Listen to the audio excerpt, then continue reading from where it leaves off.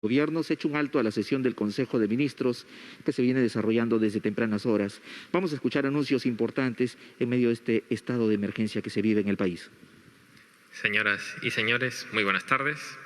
En el marco de la sesión del Consejo de Ministros se da inicio a la conferencia de prensa del señor Presidente de la República, Martín Vizcarra Cornejo. Muy buenas tardes. Tengan todos ustedes. Hoy, como todos los miércoles, estamos llevando a cabo la sesión del Consejo de Ministros. Para tal efecto, tenemos una agenda bastante extensa que venimos desarrollando desde las 8 de la mañana. Ya tenemos un buen avance, pero sin embargo hacemos un alto en la sesión de Consejo de Ministros para podernos comunicar por intermedio de los medios de comunicación con toda la población en general, a quienes nos debemos las autoridades, a la población, para rendir siempre cuenta de los avances que venimos haciendo en el tema específico, que es el tema de coyuntura de los últimos meses de esta pandemia generado por el coronavirus, pero también de algunos otros temas que estamos viendo y analizando en nuestro gobierno. El gobierno y este gabinete está firmemente comprometido en la lucha contra COVID-19 y lo hacemos, y como siempre lo hemos dicho, convencidos de que en función del artículo 1 de nuestra Constitución, lo primero es la persona humana. En consecuencia, cada decisión que tomemos va a estar siempre tomando como referencia primero lo que es mejor para la vida y para la salud de todas las personas. Y como también ayer lo dije, en Paracas, en la provincia de Pisco, en la región de Ica, cuando asistí acompañado del canciller de la República y el ministro de Defensa para conmemorar los 200 años del desembarco de la Expedición Libertadora. Qué fecha histórica tan importante. Estuvimos en Paracas porque el 8 de septiembre, hace 200 años, llegó una expedición desde Chile, desde Valparaíso, con fuerzas chilenas y argentinas principalmente, lideradas por don José de San Martín, para sumarse a los patriotas peruanos, para buscar de manera definitiva la libertad de nuestro país. Y ahí teníamos también hace 200 años un enemigo común, no solamente en el Perú, sino en el continente. Y ese enemigo común lo logramos derrotar porque estuvimos unidos. Ayer, con mucho agrado, escuché las palabras dichas a la distancia por Alberto Fernández, presidente de Argentina, y por Sebastián Piñera, presidente de Chile, quienes con mensajes, cada uno desde su país, coincidían con nuestra posición, que juntos, al interior de cada uno de nuestros países, pero también en el continente, tenemos que nuevamente derrotar a un enemigo común, ¿no? Como hace 200 años. Y hace 200 años no fue fácil derrotar a este enemigo común, porque llegó un 8 de septiembre de 1820 la Expedición Libertadora, pero se tardó muchos meses para proclamar la independencia el 28 de julio de 1821. Pero aún proclamando la independencia, no se consolidó hasta 1824. Ese tipo de gestas que duran años para buscar grandes objetivos son las que deben unir a todos los ciudadanos. Como hemos pedido desde hace 6 meses unión a los peruanos para combatir a este enemigo común. Y vemos que este problema, que no solamente afecta al Perú, que no solamente afecta a nuestro continente, sino al mundo entero, también reclama la unidad de todos. Veíamos las cifras que ya nos estamos acercando a los 28 millones de personas infectadas con el COVID-19 a nivel mundial y que ya estamos bordeando los 900.000 personas que han fallecido. Estamos ya cerquita a 1 millón de personas que han fallecido en el mundo. Imagínense el efecto que está teniendo esta pandemia en la vida de tantos seres humanos. Ya estamos cerca a 1 millón de personas que han fallecido. Y tenemos que seguir trabajando a nivel mundial, siguiendo algunos lineamientos que dicta la Organización Mundial de la Salud, pero principalmente aquí, los peruanos, con las decisiones que vamos tomando día a día para tener mejores resultados.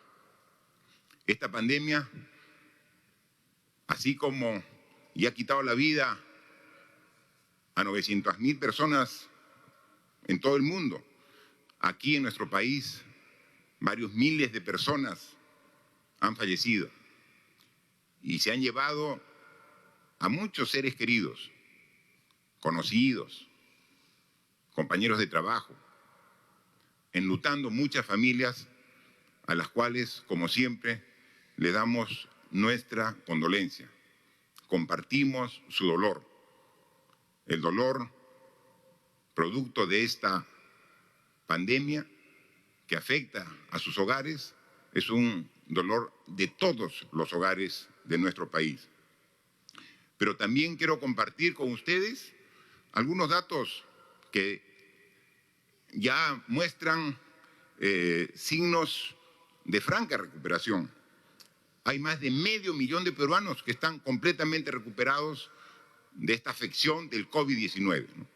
Más del 75%, lo que quiere decir que actualmente de cada 4 personas que han tenido el virus en su organismo, 3 ya han sido recuperados. De cada 4 personas, 3 ya se recuperaron. Más del 75% de las personas infectadas ya vencieron la enfermedad. Y así poco a poco vamos a seguir subiendo hasta que todos podamos superar esta difícil enfermedad. Para ello hemos tenido que aumentar nuestra capacidad de respuesta. Y lo decimos y lo repetimos, porque hay que recordar que nos agarró la pandemia en una situación muy precaria. Teníamos solo 100 camas UCI al inicio, hoy tenemos 1.700 y queremos llegar, como hemos dicho, a 2.000 y estamos haciendo esfuerzos porque no solamente son equipos, ahora la principal restricción que tenemos para seguir aumentando nuestra capacidad de respuesta en camas UCI es el recurso humano, son los especialistas. Y ahí estamos buscando diferentes mecanismos con el Ministerio de Salud y aquí también en el gabinete para buscar los mecanismos de tener más recursos humanos disponibles. De 100 camas UCI, hoy contamos con más de 1.700 camas UCI. De 3.000 camas hospitalarias que teníamos al inicio de la pandemia, hoy estamos bordeando las 20.000 camas. Hemos aumentado los laboratorios. Pueden creer que a nivel nacional, para hacer las pruebas moleculares, al inicio de la pandemia teníamos solo un laboratorio. El Instituto Nacional de Salud era el único sitio donde podíamos hacer pruebas moleculares. Hoy, a lo largo y ancho del país, están funcionando 30 laboratorios en las diversas regiones. Y nuestro compromiso es que todas las regiones, incluso las pocas que aún no tienen laboratorio para análisis de pruebas molecular, lo tengan lo más pronto posible. Todo ello no solamente va a ser un funcionamiento durante el estado de emergencia sanitario, estamos dando los recursos necesarios para que esos laboratorios queden después trabajando de manera permanente porque no solamente hacen las pruebas para COVID-19, sino para cualquier tipo de infección que tenemos recurrentemente en nuestro país. En consecuencia, apostamos por la ciencia, por la tecnología, por el desarrollo, también aprovechando las circunstancias por las que estamos. Hemos habilitado nuevos hospitales para estas nuevas camas y para ello hemos incorporado a más de 15.000 profesionales de la salud que están actualmente dando su servicio. Y por ello que nuestro sistema de salud hoy está más fortalecido y para el presupuesto que hemos presentado al Congreso para el año 2021, la prioridad es el sector salud, con un aumento, a pesar del problema económico que ha generado la pandemia al país. Estamos aumentando 13% el presupuesto de salud del 2020 al 2021. Tenemos que mejorar la salud, tenemos que mejorar la educación, porque eso es lo que nos ha enseñado esta pandemia y tenemos que aprender de las propias experiencias. Esta nueva etapa nos ha permitido focalizar la lucha contra la pandemia y para eso las brigadas de la Operación Taita realizan actividades de prevención y diagnóstico a través de visitas casa por casa para realizar tamizaje, exámenes clínicos, entregar medicinas y víveres cuando se requiera. Y es un trabajo que ha hecho a nivel nacional el Ministerio de Defensa, con el Ministerio de Salud y con el apoyo de gobiernos regionales y municipios en varias regiones. Y hay que decirlo, en algunas regiones hay más respaldo de las autoridades locales, pero le ponemos todo el esfuerzo para seguir trabajando y ya se han realizado 183 operaciones Taita en nuestro territorio nacional. Y siempre con información científica de los profesionales del Ministerio de Salud, ubicando los distritos donde sigue concentrada la transmisión, el contagio del virus, lo que se llaman las zonas de calor, para identificándolo, poner mayor énfasis, ¿no? En el caso específico de la ciudad de Lima, se está trabajando en Puente Piedra, San Martín, Los Olivos, Caraballo, Ancón, Rima, Coma, Santa Rosa, Independencia, por decir algunos distritos donde seguimos reforzando, como también en varias provincias a nivel nacional que tienen y permanecen en esta cuarentena focalizada. Entonces, seguimos trabajando en ese sentido. Las acciones que como gobierno hemos realizado en estos 6 meses, pero además, gracias a la responsabilidad de la población que ha acatado de manera responsable en su mayoría. Hay que pensar y hay que fijarnos siempre en la mayoría que ha acatado el distanciamiento social, el uso de mascarillas, la higiene, evitar las aglomeraciones. Ha permitido que en las últimas semanas se vean algunos resultados alentadores sobre la evolución de esta pandemia en nuestro país. Para ello, yo quiero pedirle a nuestra ministra de Salud, a la doctora Pilar Macetti, que nos pueda, apoyada en 2 cuadros que ha hecho el propio Ministerio de Salud, poder explicar cómo así se va demostrando de manera objetiva la mejora que se ve en las últimas 4 semanas, el último mes. Por favor, doctora Pilar Macetti. Cómo no, presidente. Muy buenos días con todos, muy buenos días con todas. En primer lugar, estamos viendo en la pantalla la curva que ha seguido los fallecimientos a lo largo de la pandemia. Estamos tomando, como ya hemos comentado anteriormente, la cifra más difícil, la más dura. Estamos tomando la cifra del SINADEF. Estamos viendo nosotros a nivel de la pantalla la parte inferior. Observen por favor ustedes la línea o la franja que es verde y están ustedes viendo allí en promedio los decesos que habitualmente tenemos en nuestro país y corresponden a 2.220 personas que fallecen durante la semana en el año 2019. Observen también por favor superpuesto a esta franja verde una línea roja. La línea roja corresponde a lo que nos ha sucedido este año y estamos viendo muy claramente desde el momento en que comienza la pandemia cómo la cifra de fallecimientos se va a elevar y al elevarse la cifra de fallecimientos estamos viendo cómo alcanzamos alrededor del 7 de junio una cifra muy importante de personas que han perdido la vida durante la pandemia, 6.443 personas. Posteriormente a eso vemos cómo empieza a bajar las cifras y esto va a coincidir con los momentos en que hemos visto que podíamos ya reiniciar actividades. Al reinicio de actividades, como ha sucedido en todos los países del mundo, poco a poco, al circular más las personas y al relajarse un tanto las medidas, hemos visto el incremento progresivo en la cifra de fallecidos. Y luego, llegando a un máximo alrededor de la primera semana de agosto, 6.767, observen por favor cómo está cayendo en forma progresiva la cifra de fallecidos.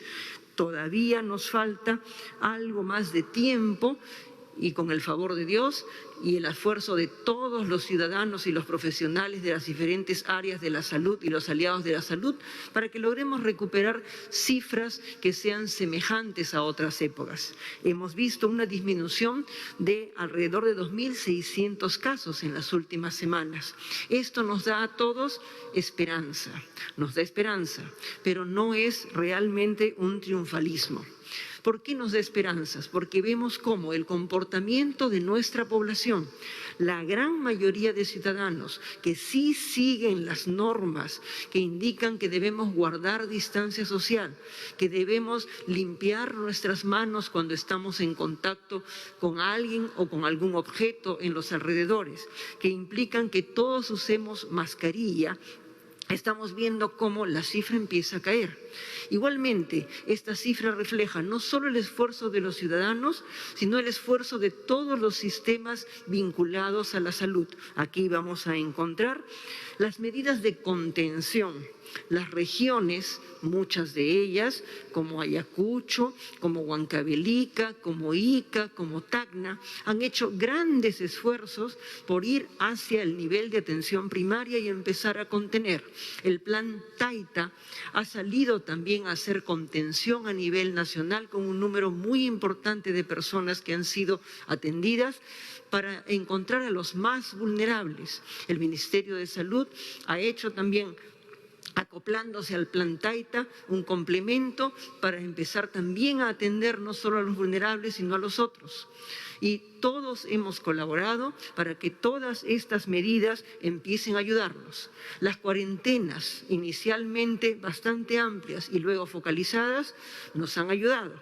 Y por último, algunas medidas de restricción, como por ejemplo el mantener la dificultad para salir a partir de cierta hora de la noche, según las regiones, o para cortar las salidas los días domingo.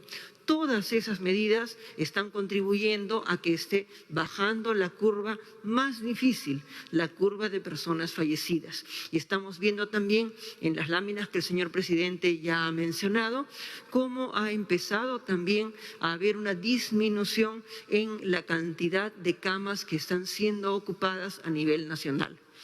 Recordemos que todas estas cifras no deben llevarnos al triunfalismo, deben llevarnos a reconocer el esfuerzo de todos y particularmente a seguir manteniendo el cuidado, esperando el momento en el cual podamos acceder a una vacuna que sea eficaz y que sea segura para que todos los peruanos estemos protegidos.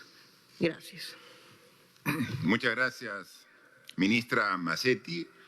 Efectivamente, el comando COVID que se instaló al inicio de esta pandemia es quien va recabando esta información de manera diaria, ¿no? O sea, todos los días a las 6 de la mañana nos dan la información actualizada, ¿no? Y veíamos con preocupación cómo la cantidad de camas de hospitalización con pacientes COVID iba aumentando de manera continua.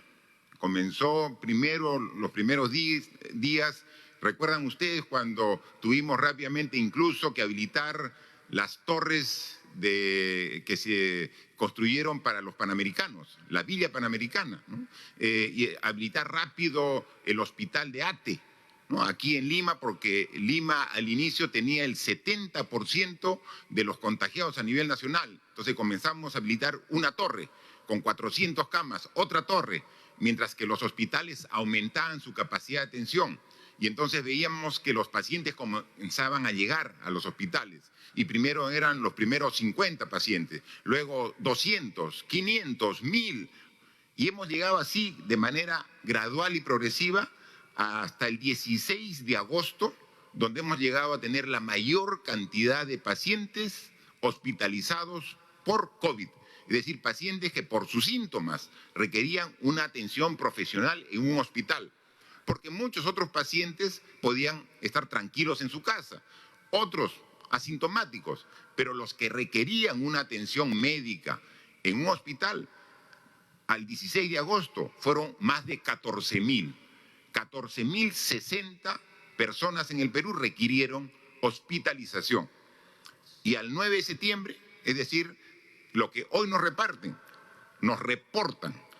es 10.560. Es decir, del 16 de agosto al 9 de septiembre se ha disminuido el requerimiento de 3.500 camas. La demanda ha disminuido en 3.500 camas. La oferta está por alrededor del mismo número. Entonces, lo que quiere decir que a mediados de agosto teníamos una disponibilidad de 5.200 camas libres a disposición de las nuevas personas que se infecten. Hoy tenemos 8.517, obviamente distribuidas en todos los hospitales del país, ¿no? Y esto tiene relación también con el otro cuadro que también lo ha explicado la ministra, referido a la curva de personas fallecidas por todo concepto, ¿no?, que es la que reporta SINADEF.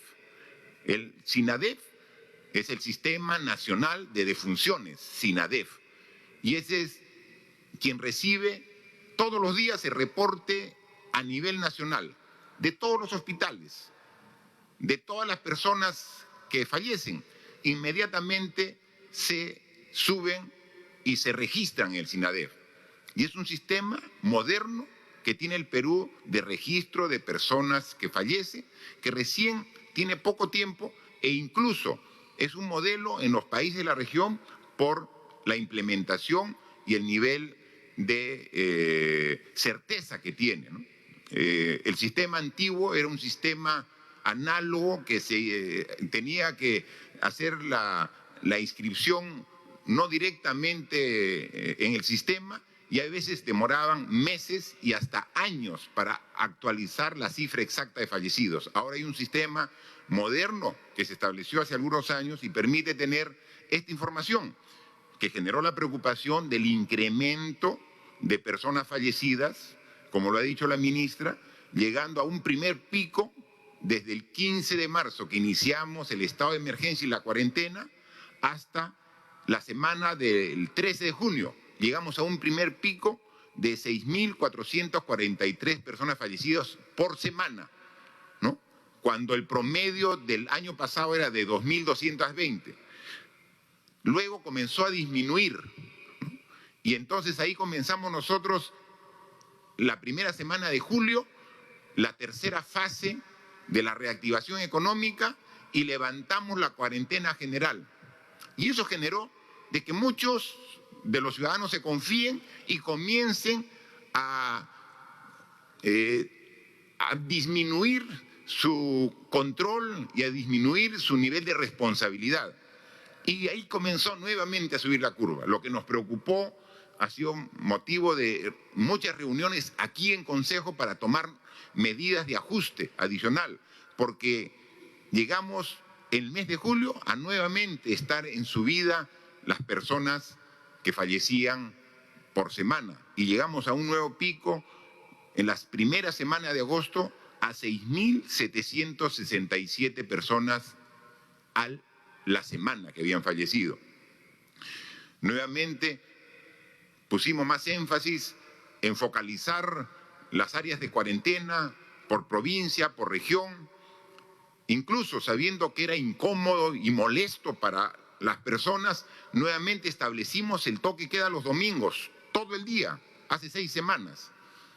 Y vemos que toda esta suma de factores, pero la más importante, el compromiso y la colaboración de las personas, los ciudadanos, han hecho que a partir de la primera semana de agosto, de manera sostenida, comiencen a disminuir la cantidad de personas fallecidas por semana. Han fallecido la última semana 4.162, que son 2.600 menos que la semana primera de agosto, que fueron 6.767. Claramente se nota en la curva un descenso sostenido. Podemos ver ahí en la curva un descenso sostenido que se está viendo en las últimas semanas.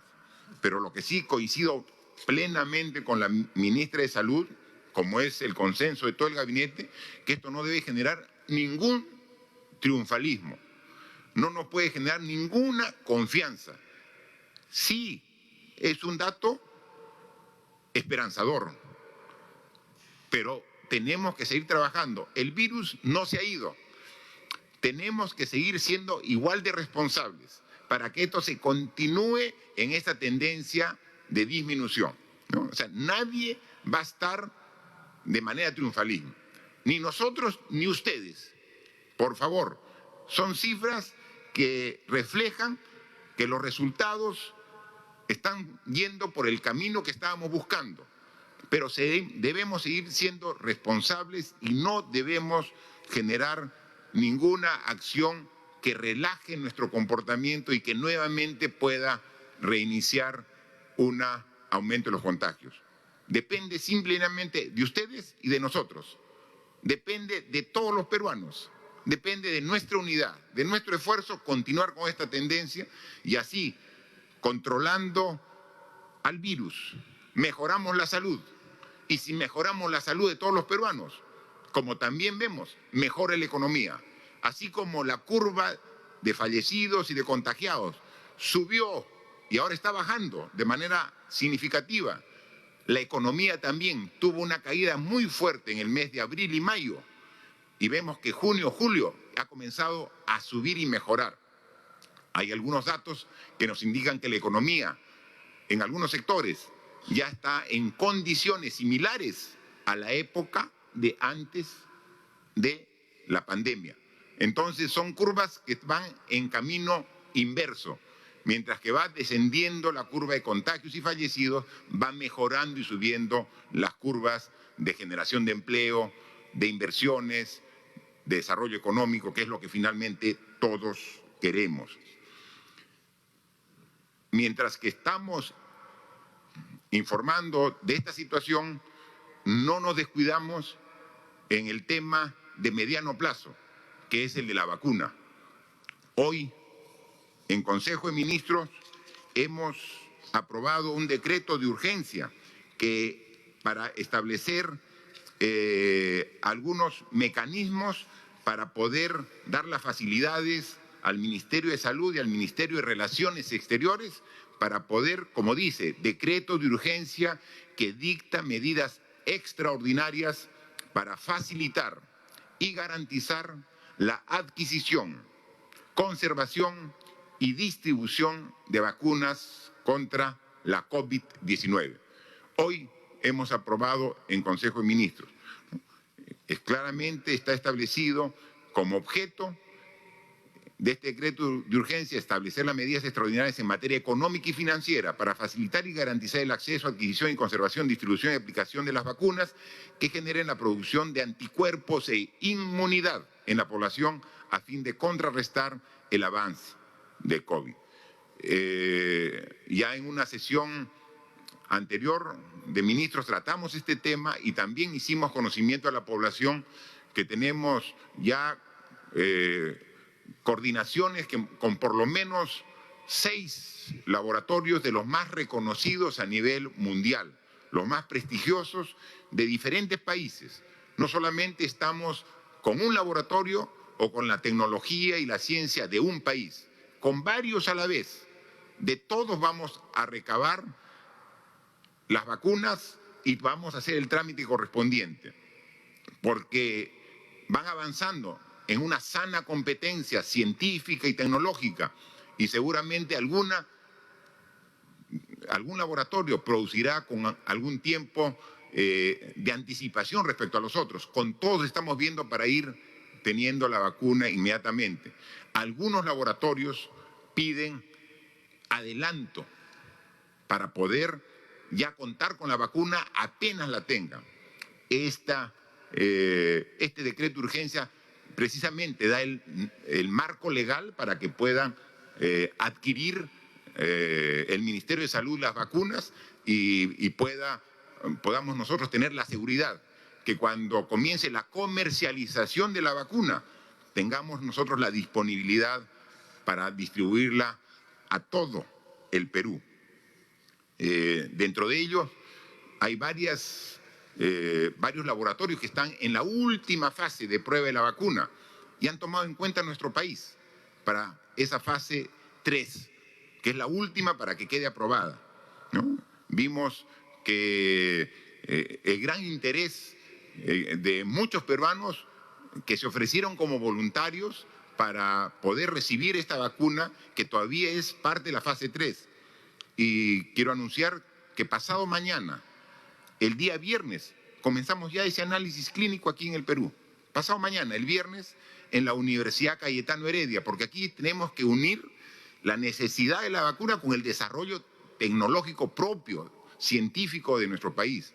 Hay 2 universidades que están también sumando esfuerzos, la Universidad Nacional Mayor de San Marcos y la Universidad Cayetano Heredia, entre otras universidades. La academia está a la altura de las circunstancias en esta pandemia y el día viernes se va a comenzar el análisis clínico de un primer laboratorio que va a administrar la vacuna a 6.000 ciudadanos que ya se registraron. Y vamos a estar aquí también viendo cómo hacemos esta evaluación final para tener ya la disponibilidad de esta vacuna tan necesaria cuando ya se comercialice. Mientras que eso ocurra, responsabilidad de todos es lo que requerimos y nada de tener exceso de confianza porque este camino es largo y tenemos que perseverar hasta que derrotemos por completo a este virus. Otro tema que quería tratar también en esta conferencia es sobre un tema que hemos hecho referencia en anteriores oportunidades y que lo traemos nuevamente en esta oportunidad, dado que es necesario que podamos hacer ver que el Congreso de la República tiene solamente el mes de septiembre para incorporar las reformas políticas que van a estar vigentes para las elecciones de acá, 9 meses, o antes, del 11 de abril del 2021 son las elecciones. Y en consecuencia, según los plazos para estas elecciones, las modificaciones que van a regir en las mismas solamente pueden ser aprobadas hasta este mes de septiembre. Entonces hay unas reformas que son sumamente importantes que no podemos dejar la oportunidad de ser aprobadas por el Congreso. Por eso es la exhortación, no del Ejecutivo, no del presidente, de la ciudadanía, para que incorporen los cambios que fueron aprobados, por ejemplo, en el referéndum que se llevó a cabo en diciembre del año 2018 y que luego fueron recogidos en 12 proyectos de ley de reforma que alcanzamos en abril del 2019 al Congreso. Ese era un Congreso anterior que comenzó a avanzar con mucha lentitud y que el actual Congreso, y podemos ser testigos todos los peruanos, en su proceso electoral, en la campaña, anunciaron y dijeron que respalden a los candidatos que luego son los ahora congresistas, porque iban a respaldar la posición manifestada por el pueblo en el referéndum y que estaba recogida en estos proyectos de ley. Estamos seguros de que van a honrar ese compromiso con el pueblo. Y así como nosotros tenemos que reconocer que hay algunos proyectos que ya han sido aprobados, como el proyecto de paridad y alternancia, que permitirá un mayor acceso de las mujeres en cargo de representación, como el proyecto que ya está aprobado con el Distrito Electoral Especial de Peruanos en el Extranjero, para que nuestros conciudadanos en el exterior también puedan votar y ser partícipes en esta fiesta democrática que son las elecciones.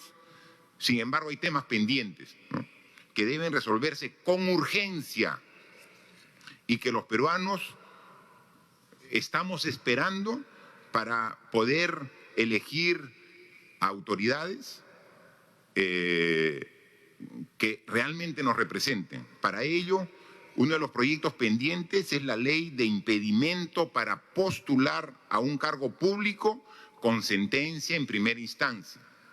Eso ya fue aprobado, falta la ratificación en una segunda votación, pero pasan los días, pasan las semanas, pasan los plenos del Congreso y no se pone en debate. Por favor, como todos los peruanos, pedimos que se ponga en consideración para la próxima votación esta ley de impedimentos para postular a cargo público con sentencia en primera instancia. Es sumamente importante. De igual manera, falta que se apruebe la ley sobre financiamiento de los partidos políticos, ¿no? Señores congresistas, ustedes hicieron suyo este pedido de la población. Estamos seguros que van a honrar este compromiso. Tenemos que trabajar juntos los peruanos y confiamos en el legislativo para que estos temas sean aprobados. Y también esperamos que pongan en debate un tema que ha sido considerado y que fue una de las propuestas, que es la eliminación del voto preferencial. Es un tema que el Congreso aún no ha asumido una posición y tiene que decir claramente su postura a través de las diferentes bancadas que integran el Congreso de la República. Así que son consideraciones muy importantes. Hoy estamos a 7 meses de las elecciones. Yo dije por error 9 meses. Estamos a 7 meses de las elecciones y tenemos solamente hasta fin de mes para hacer estos cambios. Si los hacemos después de septiembre, van a ser aplicados recién en las elecciones del año 2026. Y eso no está esperando la ciudadanía. Queremos mejorar la participación democrática con candidatos que puedan garantizar una mejor función en estos cargos públicos. Así que reiteramos este pedido y consideramos que es de mucha utilidad para la democracia garantizar elecciones que sean más representativas de lo que esperamos los peruanos de todas nuestras autoridades.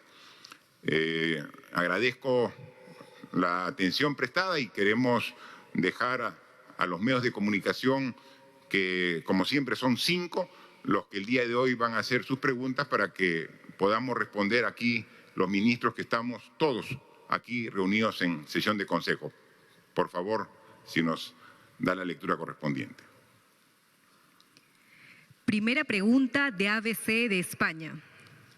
La iniciativa Resucita Perú, dirigida por el cardenal Barreto, además de una carta firmada por 200 científicos e infectólogos, buscan unir en una sola plataforma a médicos y científicos con el fin de combatir el COVID-19. ¿Qué acciones concretas piensa impulsar en esta estrategia conjunta? La burocracia ha sido el principal óbice para que los esfuerzos de los científicos en el desarrollo de pruebas moleculares, rastreo digital, plantas de oxígeno vea la luz. ¿Cómo destrabar a instituciones sobrepasadas de papeleo para que se concreten estos aportes? En Latinoamérica y el mundo se llamó a su equipo de científicos para combatir el COVID-19 a inicios de marzo.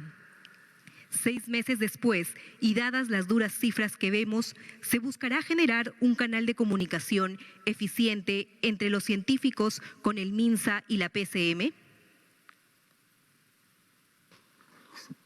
Por favor, esta pregunta la responde de manera conjunta la ministra de Salud y también nuestro premier, por favor.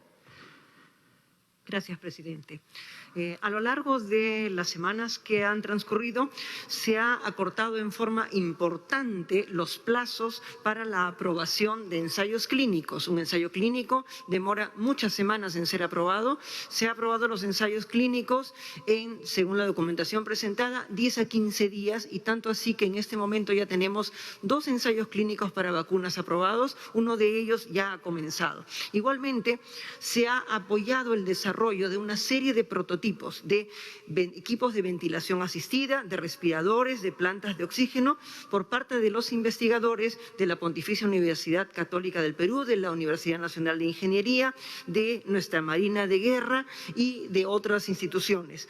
No solamente se ha apoyado el desarrollo del prototipo, sino que una vez que este ha culminado, se ha hecho la certificación de los equipos, los cuales se encuentran en este momento en uso en diferentes instituciones de nuestro país. Igualmente se ha apoyado la investigación, muy importante para nuestra patria, el desarrollo de una vacuna contra la COVID, una vacuna contra el coronavirus, en una institución nacional en colaboración, una empresa nacional en colaboración con una universidad, y en este momento se está respaldando inclusive el desarrollo de las pruebas a nivel de ensayos en animales de experimentación en una institución del Ministerio de Salud en colaboración con ellos para facilitarles el desarrollo. Igualmente, a raíz de una serie de aprobaciones que han habido de concursos para investigadores nacionales, se ha apoyado a 8 investigadores que están desarrollando pruebas moleculares innovadoras,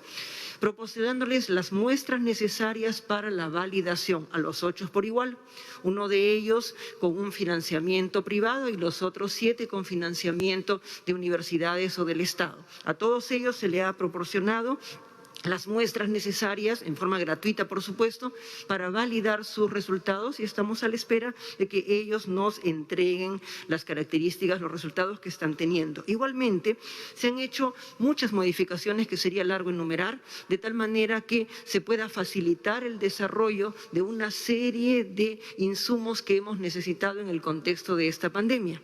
Y por supuesto, seguiremos aprobando todo lo que sea necesario para que nuestros investigadores alcancen el máximo desarrollo posible, no solo por el desarrollo de la investigación en nuestra patria, sino porque en este momento nuestra población así lo necesita. Gracias. Gracias, señor presidente. La pregunta hace mención también a la estrategia lanzada por el monseñor Pedro Barreto, Resucita Perú Ahora.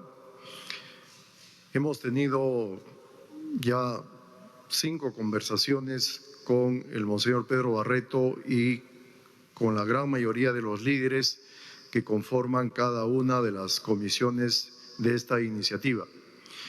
Es una iniciativa bastante amplia, muy importante, porque está convocando a diferentes profesionales de todos los sectores, a políticos, a empresarios, a la Iglesia misma y a diferentes sectores de la comunidad del país, con el único esfuerzo de unir todos los conocimientos, experiencias en diferentes plataformas para ver la mejor manera de combatir a esta pandemia que estamos sufriendo.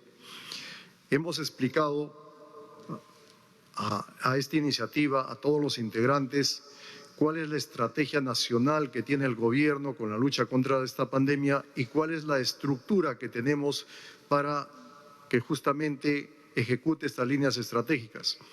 Y coinciden claramente con las diferentes comisiones que se han conformado en esta estrategia. Y hemos visto muy oportuna de trabajar conjuntamente con esta gran estrategia que está implementando e impulsando el monseñor Pedro Barreto, integrarla también con la estrategia nacional.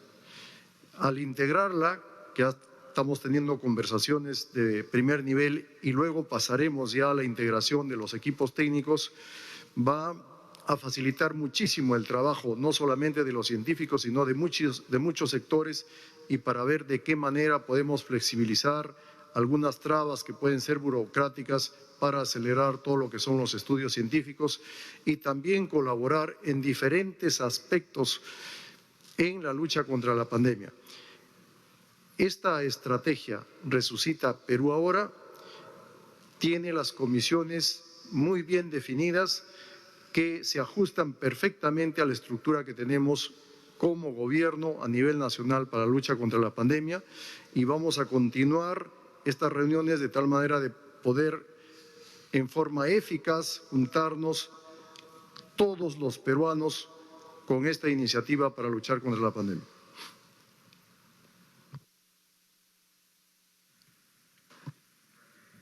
Gracias. Siguiente pregunta, por favor. Segunda pregunta de Noticias Piura 3.0. Señor presidente, han pasado 20 días desde la última vez que preguntamos sobre el Hospital Temporal de la Virenita y hoy han transcurrido más de 2 meses desde que inauguró esta infraestructura y la unidad de cuidados intensivos sigue sin funcionar. ¿Considera que estamos ante un caso de ineficiencia por parte de la Autoridad para la Reconstrucción con Cambios y E-Salud? ¿Cree que la población se merece al menos un mea culpa desde el Ejecutivo? De otro lado, preocupa el aumento de la criminalidad en la región, como asaltos y asesinatos. Además, las continuas reuniones sociales o familiares no pueden ser controladas por la policía y Fuerzas Armadas. ¿Se dotará de mayor logística? Asimismo, los alcaldes se quejan por la falta de recursos para potenciar las áreas de fiscalización y serenazgo. ¿Habrá nuevas transferencias? Sí. Ministra de Salud, para la parte que le corresponde, por favor. Cómo no, señor presidente. Ha tenido algunas dificultades para el inicio de actividades, ciertamente. Lo que ha sucedido es que han tenido dificultad para la instalación de la planta de oxígeno, que en este momento ya se encuentra en proceso.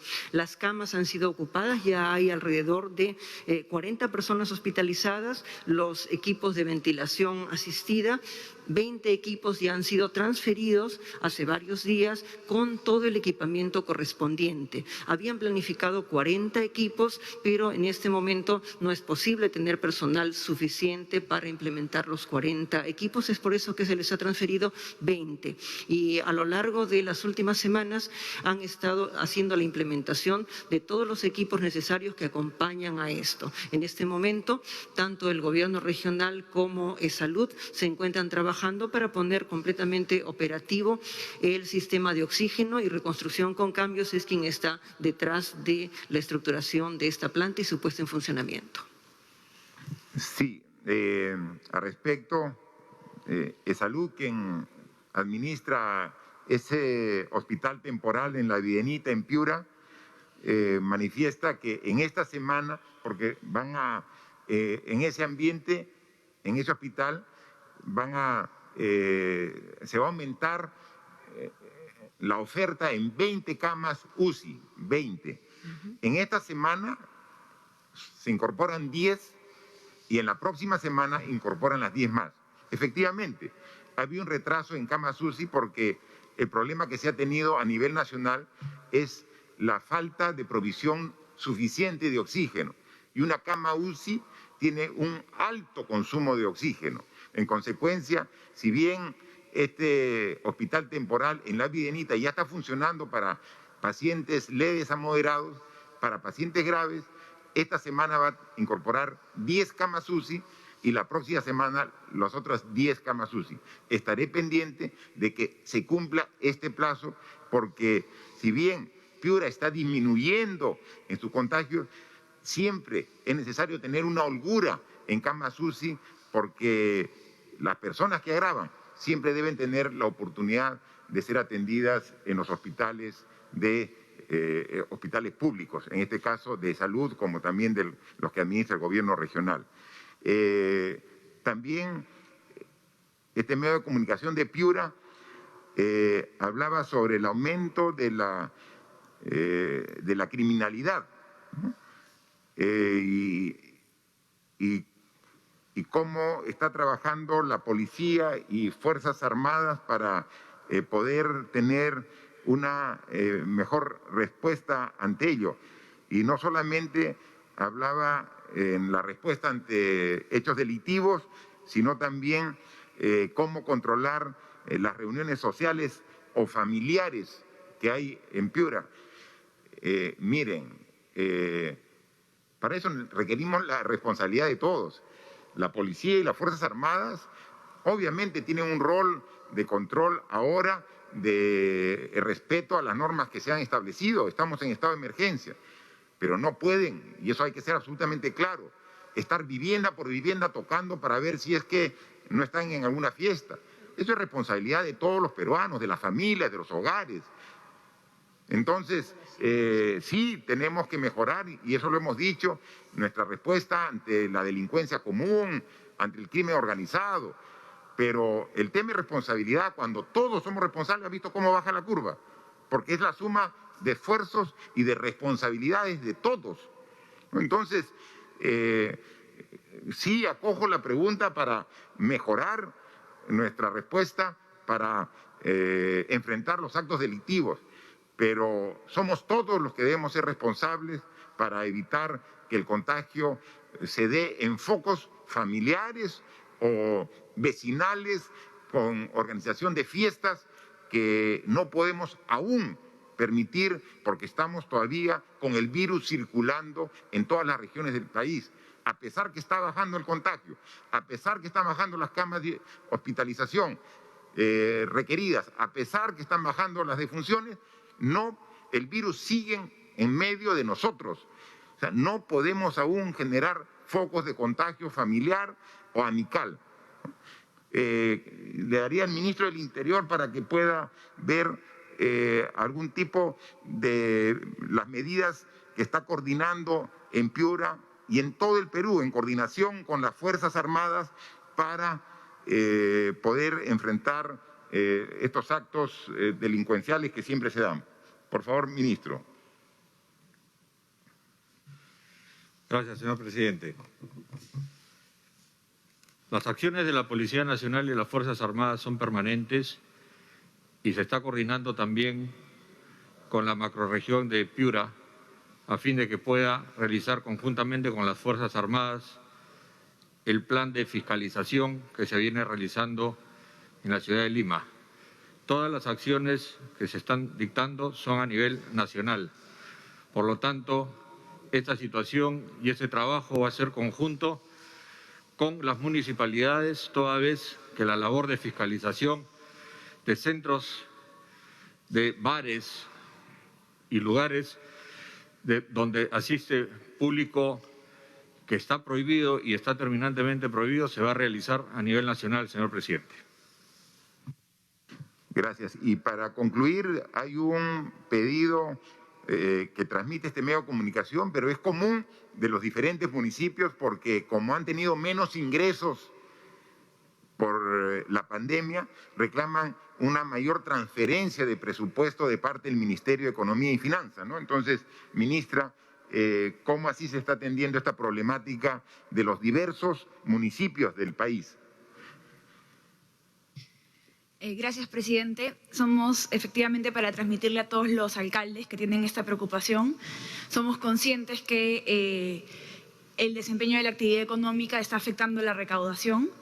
Lo que para nosotros es muy importante es que los servicios a los ciudadanos se mantengan financiados, los servicios, lo que lo llamamos los servicios críticos. A la fecha hemos transferido a nivel nacional para este rubro de gasto 865 millones de soles. Tenemos una previsión adicional de 500 millones de soles para transferir en los siguientes meses. Estos se suman a los 1.100 millones de soles que se ha transferido en el marco del plan de incentivos. Estos recursos, como siempre lo sugerimos, estos recursos del plan de incentivos tienen que ser básicamente para priorizar la atención de los servicios a los ciudadanos, pero desde el Ministerio de Economía y Finanzas todo el compromiso para estar monitoreando la situación del financiamiento y garantizar los recursos para que los servicios tan importantes para el ciudadano como el recojo de la basura, como la seguridad ciudadana estén adecuadamente financiados. Gracias, presidente. Muchas gracias. Por favor, la siguiente pregunta. Tercera pregunta de Televisión Tarapoto de San Martín. Las pequeñas y microempresas formales de la región San Martín se sienten abandonadas por el Estado. La reactivación económica no se siente, los préstamos reactiva solo fue para unos cuantos. ¿Cómo piensa el Estado retomar la dinámica económica de esta importante región del país que no podrá salir adelante sin el apoyo correspondiente? Asimismo, ¿hasta cuándo el Estado empezará a educar y orientar de manera sencilla y directa a la población sobre la COVID-19? La confusión continúa, los mensajes no cumplen los objetivos. Finalmente, ¿cómo se viene trabajando desde el Estado la reactivación del sector turismo en la región, teniendo en cuenta que nos hemos convertido en un destino importante tanto para el turismo interno como el internacional? Bien, ministra de Economía y ministra de Comercio Exterior y Turismo, por favor. Gracias, presidente. Primero, recordar que Reactiva no es el único instrumento que tenemos para las MIPES. Un dato importante es que en el caso de San Martín, 7.870 empresas se han visto beneficiadas con préstamos de hasta 653 millones de soles. Pero como les comenté, no es el único instrumento que tienen las MIPES. Hemos desarrollado el FAE MIPE, donde también han sido las MIPES beneficiadas, y en las próximas semanas vamos a implementar el FAE Agro y el FAE Turismo, que la ministra de Turismo dará algunos detalles. Quiero también comentarles que tenemos 2 líneas de trabajo importantes también para reactivar la economía. La primera es, hemos retomado las acciones de ejecución de inversión pública. La inversión pública cierra brechas, dinamiza la economía local y genera empleo. Hemos retomado la agenda y todos los instrumentos que teníamos de asistencia técnica, y en septiembre ya comenzamos a ver que los gobiernos regionales y los gobiernos locales vienen ejecutando ya con mayor dinamismo la inversión pública. Entonces, la inversión pública va a contribuir mucho. La segunda línea son nuestros programas de empleo temporal. Arranca Perú, que en el caso de la región San Martín se ha financiado más de 200 millones de soles para gastos críticos de los gobiernos locales para que puedan seguir con sus actividades, pero también para el mantenimiento vial, 165 millones y 23 millones de soles para Trabaja Perú. Estos programas de empleo temporal van a estar, obviamente, a mejorar las condiciones de las vías, pero también a generar mucho empleo. De manera complementaria, también tenemos el programa Compras MIPE, que ha tenido más de 700 millones este año. La idea es que las MIPES puedan venderle productos al Estado que son de mucha necesidad. Y también un tema transversal, como lo ha dicho el presidente muchas veces, esta pandemia nos ha enfrentado a problemas estructurales y las MIPES enfrentan muchos retos para poder formalizarse, para poder aumentar la productividad. Por eso es que hace unos días hemos instalado una mesa ejecutiva MIPE, donde en coordinación con los gremios vamos a sentarnos a identificar cuáles son las soluciones para que las MIPES puedan desarrollar todo su potencial. Muchas gracias, presidente. Gracias, ministra. Ministra de Comercio Exterior y Turismo, por favor. Gracias, presidente. Muy buenas tardes con todos.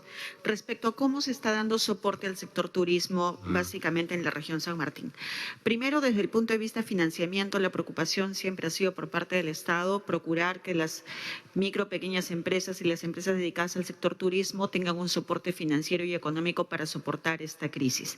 En ese sentido, más allá del Reactiva y del FAE MIPE, también, presidente, como se ha señalado, se sacó el FAE Turismo. Ya hoy podemos señalar, presidente, que el día 14 ya se estaría sacando a subasta la tasa, con lo cual a partir de la próxima semana, finales de la próxima semana, ya los recursos estarían a disposición de todas las empresas del sector turismo que ya deseen participar y pedir financiamiento. Eso es por el lado del FAE Turismo. Paralelamente, el 28 de agosto cerramos la convocatoria por 50 millones de un fondo no reembolsable para lo que es Turismo Emprende, que está dirigido a todos los operadores del sector turismo, justamente para acompañarlos en capital de trabajo, pero también, sobre todo, para la implementación de lo que son protocolos de bioseguridad en este contexto para que puedan reanudar sus actividades económicas. Eso es por el lado del financiamiento. Por el lado de la promoción del turismo interno, estamos trabajando a través de PROMPERÚ, quien ha trabajado una campaña que próximamente se lanzará, presidente, a través del cual vamos a fomentar el retorno al turismo, que estamos de vuelta. Y eso implica un trabajo coordinado que se está desarrollando con los gobiernos regionales, con los directores regionales de turismo, así como también con los gremios del sector turismo en la región y con la Cámara de Comercio. De hecho, como parte de este acercamiento y trabajo conjunto para poder desarrollar circuitos turísticos turísticos seguros y rápidos. En ese marco, justamente, como bien señala San Martín, que es una región amazónica donde justamente creemos que va a estar orientado el futuro turismo, toda vez que tienen muchas áreas naturales protegidas y el aire libre, es que este fin de semana tenemos reunión ya con Iquitos, justamente para ir cerrando esas articulaciones, y la siguiente semana nos corresponde ir a San Martín, toda vez que ya estamos reiniciando obra en 2 obras emblemáticas en San Martín que tienen que ver con el mejoramiento de la infraestructura de Lamas, así como también con el mejoramiento de infraestructura del Sauce, presidente, que usted recordará, la parte de la laguna fue afectada producto del terremoto que se sufrió hace un año. Producto de eso es que ya reiniciamos obra y estaremos la próxima semana yendo a entregar el terreno también para que se inicie y se continúe con los 2 procesos que están en convocatoria. Finalmente, como parte del turismo ya receptivo, que consideramos que será mucho más adelante, estamos a la espera de la reapertura de la 4ª fase, donde ahí se prevé ya la apertura de vuelos internacionales, pero básicamente para lo que es turismo corporativo. Gracias. Gracias. 4ª pregunta de RPP Noticias. Señor presidente, ¿el gobierno tiene alguna hipótesis certera acerca del porqué de la disminución en la mortalidad a nivel nacional según datos del SINADEF? ¿Qué medidas se plantearán en adelante, entendiendo que hay países como España cuyas cifras también disminuyeron, pero han vuelto a subir? Señora ministra de Salud, en días pasados usted manifestó que los asintomáticos no contagiaban a nivel de quienes sí presentaban síntomas. ¿Podría aclarar esas afirmaciones? Por último, el exministro de Salud, Víctor Zamora, ha estado dando declaraciones acerca de los aparentes tratamientos, aunque no existe ninguno, para combatir la COVID-19, lo cual ha llevado a cierta confusión. Si bien se ha descartado el uso de la hidroxicloroquina, ¿por qué el gobierno insiste con la ivermectina? ¿Hay alguna evidencia científica de que los pacientes mejoren con ese supuesto tratamiento? Por favor, ministra de Salud. Gracias, presidente. Con respecto a la disminución de la mortalidad en las cifras del SINADEF, reitero que tenemos que ser todos cautelosos y que si bien las cifras del SINADEF pueden ser las más duras que estamos observando y por consiguiente, al ver que están disminuyendo, podemos ciertamente tener esperanza, no significa que debemos nosotros descuidar las medidas de ninguna manera. Como hemos mencionado hace un momento, esas cifras están, pensamos nosotros, empezando a disminuir, por un lado, por la actitud de la mayor parte de la población que está siguiendo las medidas. Algunas personas son transgresoras y ciertamente todos los que transgreden las normas pagan con el precio de su propia salud y la salud de sus familias y de las personas alrededor el hecho de que no estén siguiendo las medidas indicadas, pero la gran mayoría las sigue. Por otro lado, hay una serie de medidas que se están tomando para hacer contención a nivel comunitario. A través de los mismos gobiernos regionales, muchos de ellos están haciendo ya intervenciones. El Plan Taita nos ha ayudado en particular con todos los vulnerables y en las últimas semanas también, junto con el Ministerio de Salud, en las otras personas que puedan estar afectadas.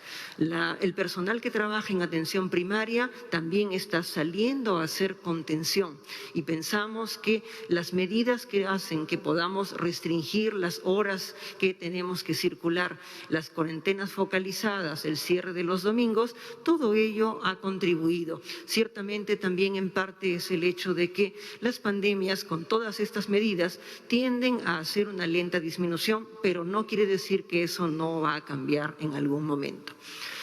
Con respecto a los asintomáticos, en ningún momento de la declaración que hice indiqué que los asintomáticos no contagiaban. Si ustedes revisan la grabación, en ningún momento he dicho que los asintomáticos no contagian, y eso tiene que quedar claro, porque tomamos medidas porque las personas que enferman nos contagian, pero también tomamos medidas en particular porque las personas asintomáticas sí nos contagian, y lo mencioné en la misma entrevista. Recuerden, una persona que pueda contagiarnos, una persona contagia a 2, esos 2 contagian a 4, los 4 a 8, 16, 32, 64. Por eso tomamos nosotros medidas para protegernos de ese contagio.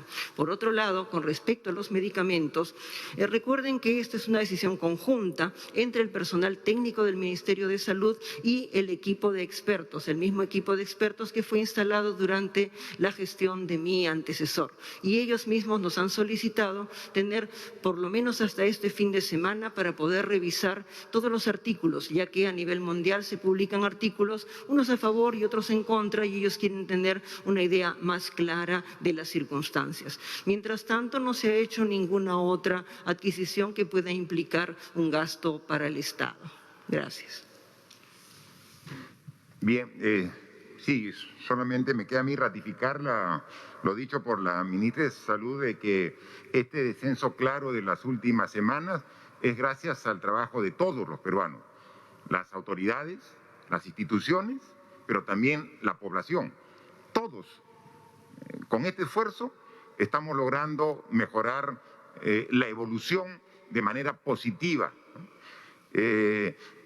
Porque hay veces, yo lo veo y lo tomo realmente con gracia, cuando las cosas empeoran, es por problemas del gobierno, ¿no?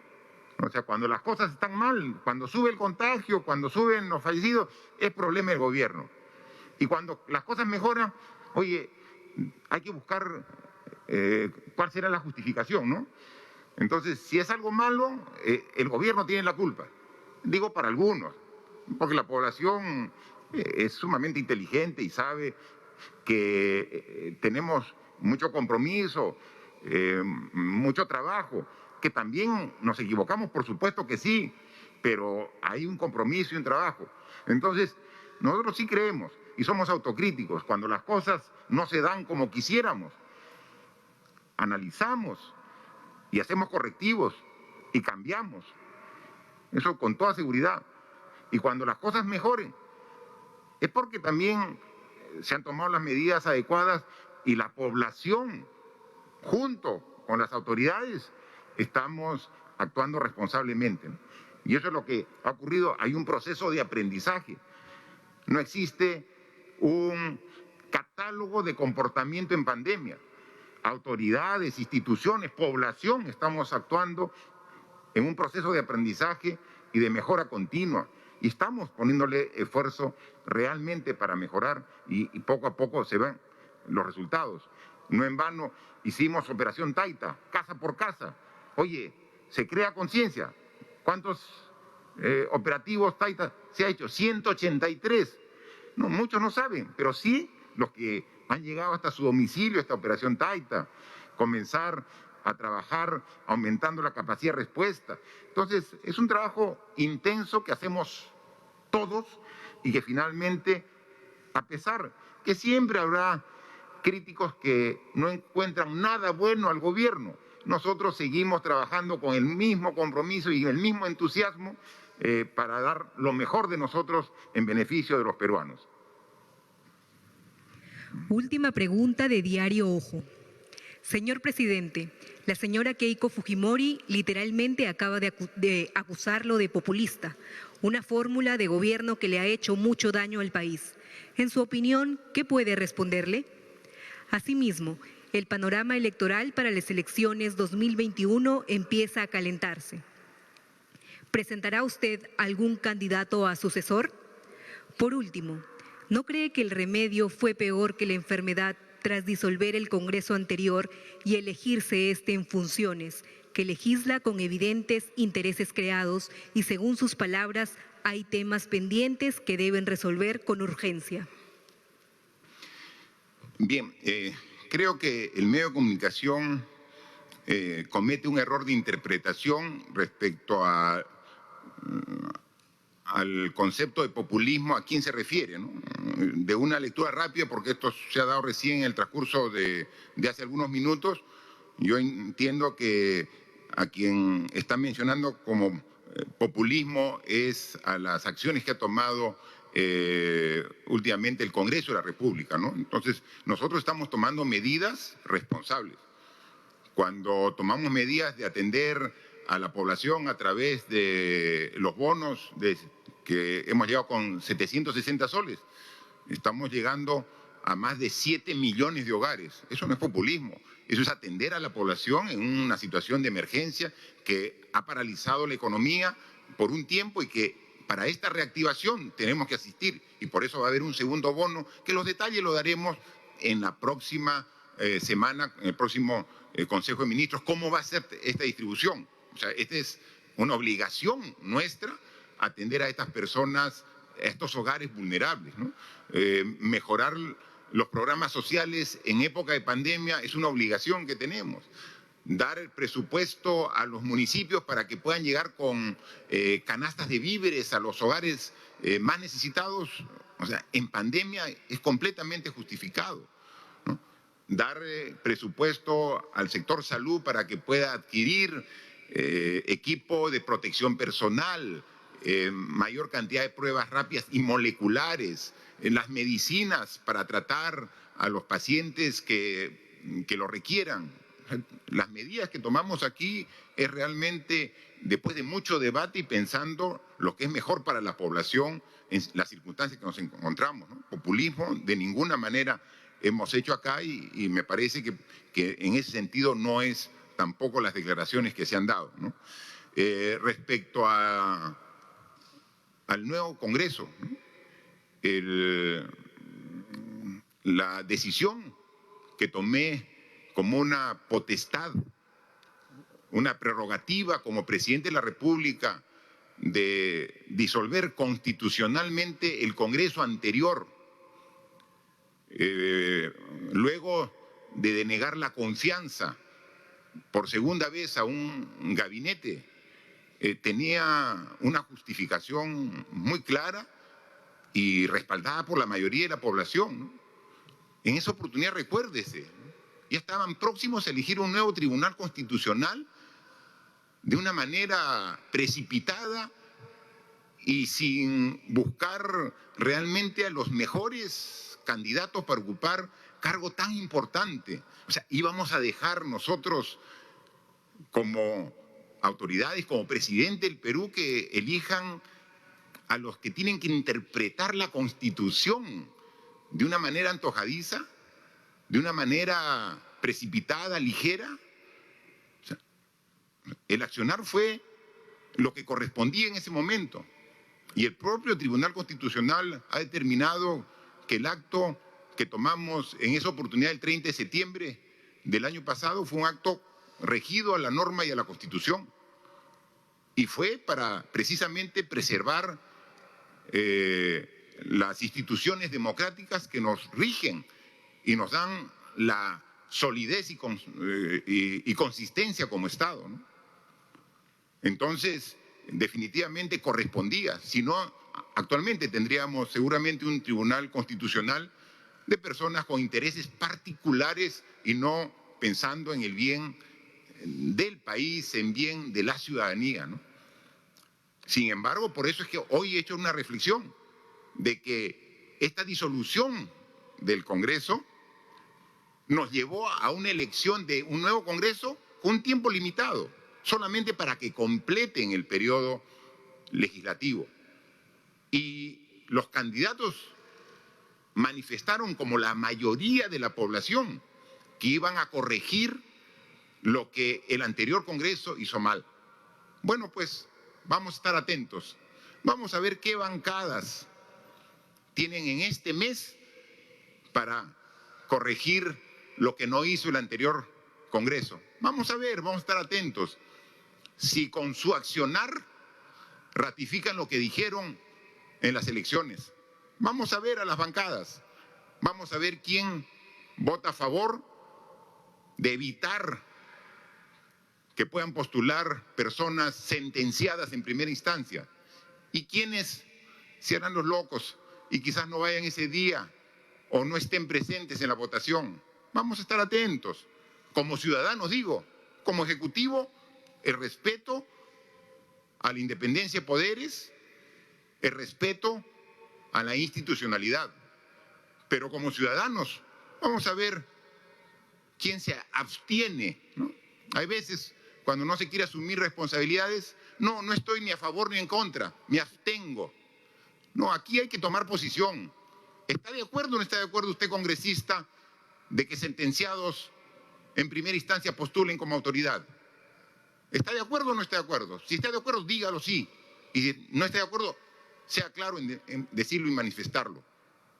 Para eso se cambió el Congreso anterior, porque no estaba actuando en función de lo que la mayoría demandaba de sus autoridades. Y por eso, al colisionar con el Ejecutivo en estas dos oportunidades que no dieron la confianza, se configuró perfectamente la causal que permitió el cierre constitucional del Congreso. Este nuevo Congreso tiene que actuar corrigiendo los errores del anterior, porque eso es lo que esperamos todos los ciudadanos. Y mientras tanto, nosotros seguimos trabajando como Ejecutivo. Y nuestro compromiso, así como tiene su compromiso el Congreso de legislar, nosotros somos Ejecutivo y vamos a seguir tomando decisiones para mejorar nuestra respuesta ante la pandemia. Y vamos a seguir luchando hasta combatirla y derrotarla, hasta tener la vacuna para que nuestra población tenga el nivel de inmunidad que requerimos. Y lo vamos a hacer, ese es nuestro compromiso. Vamos a seguir trabajando para generar las condiciones, como han dicho, en Piura, como nos han dicho, en Tarapoto, en San Martín y en todo el Perú, para que nuevamente la economía se reactive y se generen los puestos de trabajo. Hemos lanzado una serie de programas a nivel nacional que están en proceso y tengan la seguridad que se van a generar en las próximas semanas la fuente de trabajo en los municipios provinciales, con quienes estamos trabajando con el Ministerio de Transportes en el mantenimiento de toda la red de caminos vecinales, que es tan importante. Estamos trabajando con el Ministerio de Trabajo para generar trabajo temporal a través del programa Trabaja Perú, en la reactivación con el mantenimiento de canales, bocatomas con el Ministerio de Agricultura, en la construcción de viviendas a través de los núcleos financiados por el gobierno, principalmente promocionando la construcción para los que no tienen vivienda y que a través del programa Techo Propio, en sitio propio, vamos a ver, todo eso está ya encaminado y está con el presupuesto. Esa es nuestra responsabilidad. Y por último, nuestra responsabilidad también está en garantizar elecciones libres y transparentes. Vamos a dar todo lo que requieran las instituciones a cargo de estas elecciones para garantizar. Y nuevamente, por favor, no estemos después quejándonos sobre las autoridades, si nosotros mismos las elegimos. Elijamos bien para evitar este tipo de preguntas. No estamos, el Congreso no se ha designado, se ha elegido y en consecuencia somos responsables de las autoridades que elegimos. Estamos a 7 meses de las elecciones. Veamos la actitud y comportamiento de los políticos y ratifiquémosle la confianza a los partidos que trabajen a la altura de las circunstancias y de la necesidad de la población. Tenemos que hacerlo todos. Por último, para concluir, no quiero dejar de mencionar un tema respecto a una comunicación que recibí la semana pasada de la Comisión de Fiscalización y Contraloría del Congreso de la República para asistir por invitación de esa comisión al Congreso, ¿no? Esa invitación yo la derivé al Ministerio de Justicia, quien analizó como asesor jurídico del gobierno, del Poder Ejecutivo, el Ministerio de Justicia, determinó claramente cuáles eran las competencias de la comisión respecto a una invitación al presidente de la República, ¿no? Y entonces trasladamos la respuesta al presidente del Congreso, ¿no? Le trasladamos al presidente del Congreso, esto dice, o sea, y nosotros somos respetuosos de la institucionalidad, del orden, del debido proceso, ¿no? Y entonces nos ha llegado una comunicación del Congreso. Yo pensé que nos iba a contestar si el presidente del Perú oficia al presidente del Congreso cuál es la posición que tenemos, lo menos que esperaba era que el presidente del Congreso nos responda, ¿no? No, ha mandado, Oficialía Mayor ha mandado un documento derivado de la comisión, ¿no? O sea, no. Sin embargo, lo damos por recibido, donde dice que efectivamente, y el propio presidente del Congreso manifiesta de que lo que dice el Ministerio de Justicia es lo correcto, ¿no? Solamente está tipificado en qué circunstancias podría recibir una invitación del Congreso del Presidente de la República. Sin embargo, este gobierno es claro y transparente. Este gobierno tiene como bandera la lucha contra la corrupción. Y no tenemos problema en aclarar cualquier circunstancia que pueda generar duda, ¿no? Así que, sin tener la obligación, como lo manifiesta el propio Ministerio de Justicia y como lo ha reconocido el Congreso de la República, pero con un ámbito de transparencia, yo voy a aceptar que la Comisión de Fiscalización me haga llegar por escrito las preguntas que tenga bien hacer sobre este tema que está en investigación. Y le responderé como corresponde también por escritos. O sea, con un ánimo de transparencia para ratificar, como siempre ha hecho el gobierno, que es un gobierno que no tiene nada que esconder, que está siempre del lado de la población. Entonces, a pesar del análisis que ha hecho el Ministerio de Justicia, vamos, y le digo, al comité, a la Comisión de Fiscalización, las dudas e interrogantes que tenga, háganoslas llegar por escrito y serán absueltas de la misma manera, ¿no? Pero solamente un comentario adicional. Lo que está en investigación es el caso de una orden de servicio de un trabajador del Ministerio de Cultura, ¿no?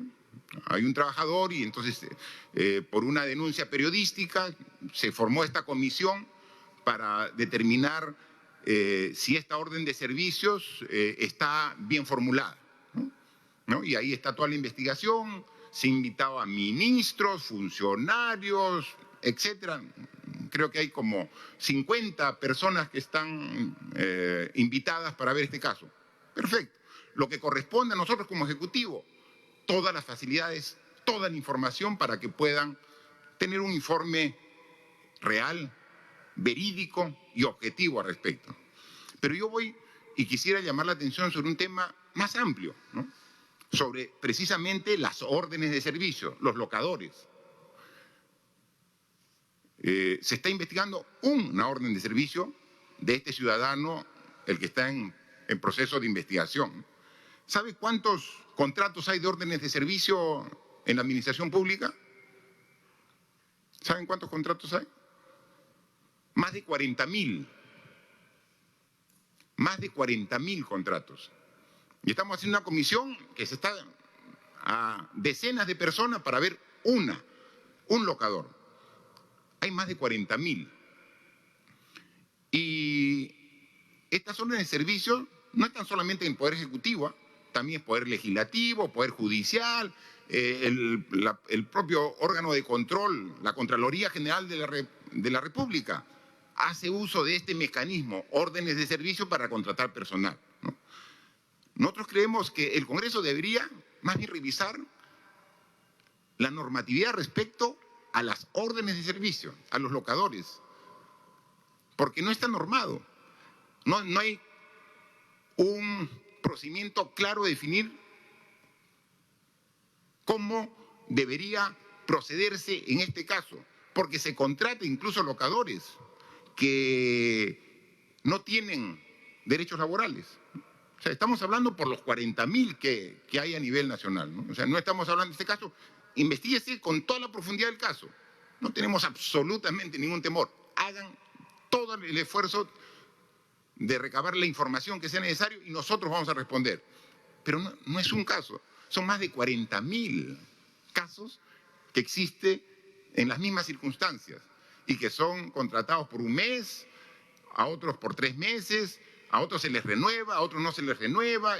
Y es un mecanismo al cual se hace uso en la administración pública y que no se les da derechos laborales, Y entonces, ¿por qué no vamos a los aspectos de fondo? ¿Por qué no hacemos un esfuerzo de, ¿quiere revisar? Revisemos los 40.000. O mejor, nos vemos bien ese concepto. Esa es parte de buscar la eficiencia y la modernización del Estado, ¿no? 40.000 trabajadores tienen este tipo de locación con orden de servicio, ¿no? Y para ello tienen como límite que no supera las 8 ITs y que son más de 34.000 soles lo que puede contratarse. Y entonces hay que pensar no solamente en revisar procedimientos, porque detrás de estos procedimientos son seres humanos, son personas que están brindando este tipo de servicio.